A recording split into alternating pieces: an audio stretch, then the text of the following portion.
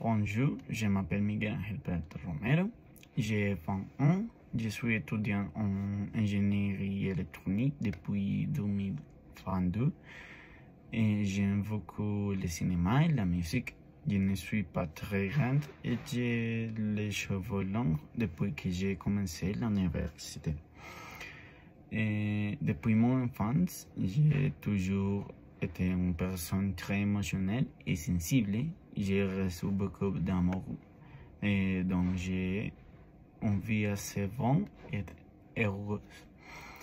Cela est grâce à deux personnes très importantes dans ma vie, mon père et ma mère, qui m'ont toujours aidé, soutenu inconditionnellement. Ma mère a 50 ans et mon père 51 ans. Et ils ont l'air assez jeunes pour leur âge. Mon père sait très bien préparer la changua, un plat typique surtout dans la capitale du pays, Bogotá, ma ville natale. La changua est un plat très controversé car ses ingrédients ne vont pas très bien ensemble pour certaines personnes.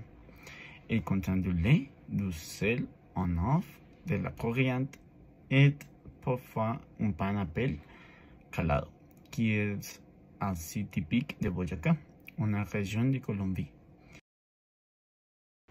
Toute la famille de ma mère vient de cette région, dont j'ai grandi en connaissant ses traditions, ses paysages et surtout sa gastronomie.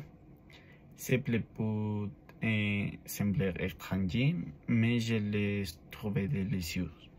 Dans plusieurs régions du pays, c'est presque une insulte à la gastronomie, mais pour moi, il représentait mes racines et mon identité. Quelque chose qui me passionne beaucoup, comme je l'ai déjà dit, c'est le cinéma, surtout le cinéma national et le cinéma de Bogotá.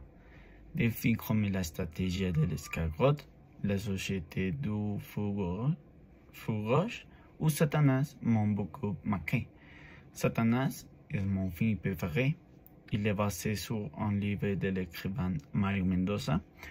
Le film rencontre une tragédie et qui a un lieu dans une rue très fréquentée de Bogotá, une rue que je fréquentais souvent quand j'étais enfant, car mon centre de santé s'y trouvait. En plus de cela, l'auteur mentionnait plusieurs endroits de Bogotá que je connais très bien et il parlait même de ma localité.